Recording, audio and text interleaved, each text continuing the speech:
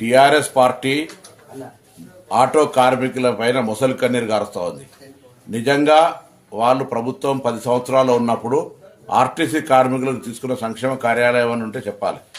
ఉదాహరణకు మెట్రో వస్తే ఇతరులపై ప్రభావం పడ్డదనో, మహిళలకు ఉచిత ప్రయాణం ఇస్తే ఆటోలపై ప్రభావం పడ్డదనే చెప్పేటువంటి ఆరోపణలు తప్పు.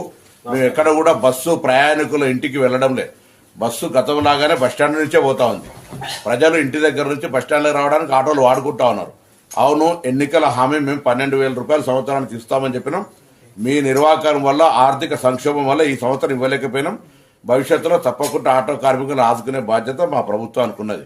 ఇటువంటి రాజకీయ క్రీడలు మీరు ఇలా ఒక రోజు కొరకు ఏదో ఆటో కార్మికులు వేసుకునే డ్రెస్సులు వేసుకొని ఇతరత్ర ఏదో ఇటువంటి వేషాలు వేసేటువంటి ప్రయత్నం, నిన్న బేడీలు వేసుకొని ఇటువంటి చేయడం అనేటువంటిది లైక్ పొలిటికల్ డ్రామా. అటువంటి చేయకండి. నిజంగా మీరు ఏమైనా చిత్తశుద్ధి ఉంటే నేను అడుగుతా ఉన్న టీఆర్ఎస్ రిజిస్ట్రేటర్ పార్టీ కావచ్చు, టీఆర్ఎస్ పొలిటికల్ పార్టీ ఎన్నడైనా ట్రాన్స్పోర్ట్ మినిస్టర్కు ఆటో కార్మికుల మీద ఈ డెమోక్రసీలో ఈ సమస్యలు రిప్రజెంటేషన్ చేసిరా? వెనుకటి కూడా సామధాన భేద దండ అంటారు. అవేం లేకుండా మీరు కనీసం రిప్రజెంటేషన్ కూడా చేయకుండా మీరు అటుగా ప్రొటెస్ట్కి వెళ్ళిపోతే మేము అనేక సందర్భాలు ఆటో కార్మికులతో సమావేశాలు పెట్టినాం. రండి, ఆటో ప్రతినిధులు తీసుకొని బరాబర్ డెమోక్రటిక్ గా మా ఆఫీసులో కూర్చొని మాట్లాడదాం. అంతేగాని ఇటువంటి వాళ్ళ పేరు మీద మీరు పొలిటికల్ ప్రోగ్రామ్ తీసుకునేటువంటి ప్రయత్నం చేస్తే ఇది మంచిది కాదు సమాజానికని మనం చేస్తాము.